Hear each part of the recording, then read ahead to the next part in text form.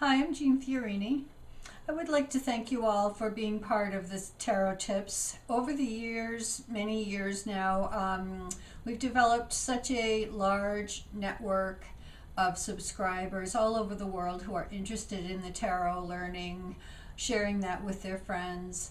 And especially now with the COVID situation, tarot is getting more and more attention, it seems. I think partly because people are being introspective, forced into it sometimes, being reflective about other ways about thinking about things.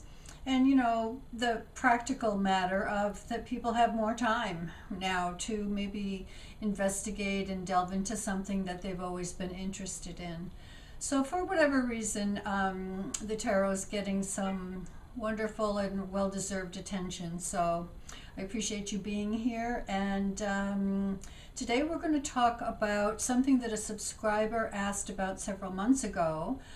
She was finding the Seven of Swords and the Five of Swords confusing, as well as the Seven of Wands and the Five of Wands.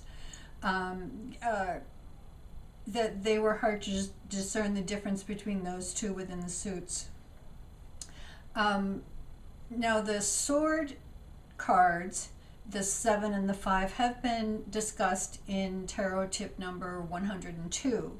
So you might want to go back and review that one. Today we are going to talk about the wand cards, the 7 and the 5 of wands. How are they similar? How are they different? It's very easy to see why they might be problematic. They are quite similar. But remember that we're dealing with the element of fire. So we're dealing with self-expression. We're dealing with determination, all that solar plexus energy. How do we express ourselves? How do we move through a difficulty? How do we accomplish a task? Those sorts of energies are the wand suit. So remember in the tarot that numbers are important. As we move from 1 to 10, we develop acumen with the element, in this case the fire. We use it in increasingly magnified ways. So the 5 shows a certain place at the development of our relationship with wands, given a certain matter. How do I go from ace to 10? How do I start at the beginning and end up at a resolution of some kind? At the 5, we're in the middle. At the 7, we're a little bit closer to completion, so we have to kind of press the gas pedal a little bit harder. So these are the sorts of things that we'll take a look at and discuss when we look at our cards. So let's go to the tarot table. Here are the cards in question. I'm using the Rider-Waite-Smith version of tarot. But as I'm talking about them, be sure to look at the cards that you work with, the cards that you have in front of you, and see if you see any of these general ideas depicted in the cards that you have. So starting with the 5. This is a card where we often have 5 people, or at least 5 wands, 5 sticks. And none of the people in this card are looking at each other, at least in the Rider-Waite-Smith version. Everybody has their own stick. Everybody has their own wand. So what that indicates is everybody has their own agenda. Everybody has their own way of trying to meet this challenge, whatever the challenge is. And in the meantime, they're all kind of getting caught up in the middle. They're all kind of crashing into each other. So sometimes this card reminds me of that mess that you can find at the bottom of your jewelry box when all of your necklaces and other things have gotten all tangled together. And it's going to take some patience to tease apart what direction things are going in. So this 5 of Wands is, to me at least, less about conflict and more about a lack of focus. This is where things in life get tangled up. This is where we might feel like we're spinning a lot of plates in the air, and maybe none of those plates have a common theme. It reminds me of that bumper sticker that you might have seen, Mom's Taxi. whether it's mom or dad's taxi. The idea there being that whoever the driver is, you know, takes kids to soccer practice, takes kids to ballet, picks up kids at school, tries to get the grocery shopping done, maybe gets a haircut for herself, tries to make sure there's some self-care thrown in there. So a lot of activity in the day, moving in a lot of directions. Maybe I'm pulled from each of my different limbs is being pulled in a different direction by a different need that somebody around me has. Sometimes this card reminds me of the Three Stooges, how they bang heads together and they're not trying to hurt each other. They're just not thinking about where the other is going and kind of crashing heads in the middle of the circle. One of my clients once commented that this card reminded them of being at a dinner party where everyone was talking about a different subject and no one was listening to one another. So the Five of Wands is less about confrontation and more about not having a common point of focus. Let's remember that that isn't necessarily a bad thing. Sometimes we just have to get done what needs to get done, and we don't have enough, as somebody once said recently, bandwidth to think about the big picture. I can just do what needs to happen today, even though these activities might seem disconnected one from each other, but I really can't think beyond that. Sometimes we can fritter our day. Let's take it in its more negative aspect.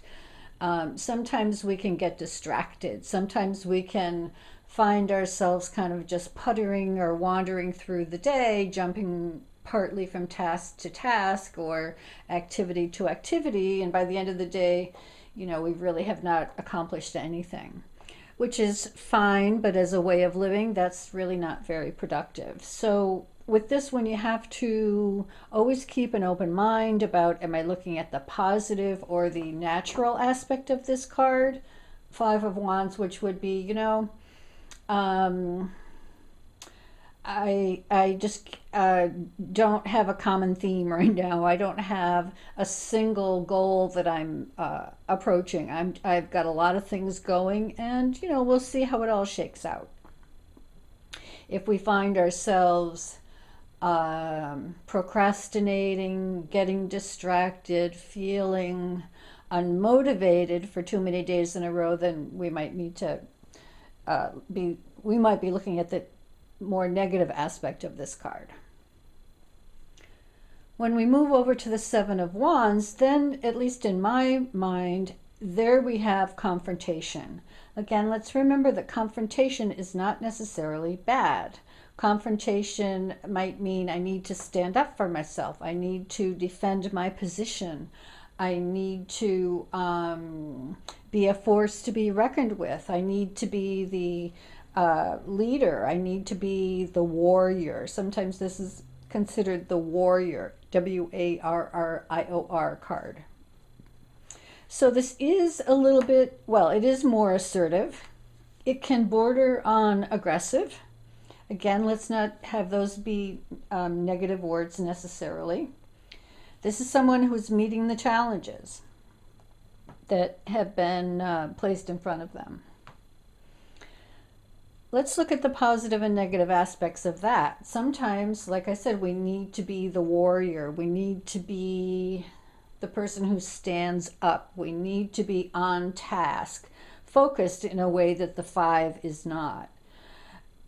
And sometimes, as the expression goes, we might enter a situation, as they say, loaded for bear, ready for a fight, on the offensive, ready to mix it up if anybody says the wrong thing or does the wrong thing. So that would maybe be the negative aspect of the Seven of Wands. Somebody who just has aggressive tendencies, somebody who is ready to find fault, someone who is ready to be contrary. So when you're looking at this card, you have to discern whether this is somebody who's fighting the good fight or somebody who just likes to fight. Let me just make the comment about this one, that this is a card that I often see come up for people in relationship as a helper card. And it might come up when there's been some sort of underlying, simmering kind of dissatisfaction, some sort of conflict that hasn't been spoken, some sort of unresolved situation. So when this card comes up, it says, okay, you guys need to fight the good fight here. You need to have the fight or the confrontation or the conversation that might feel contentious, might feel like you guys are opposing each other, but it needs to happen so you guys can hammer this out, so you can see if it can be resolved. A simmering under the surface dissatisfaction might need to get its bubble popped here. So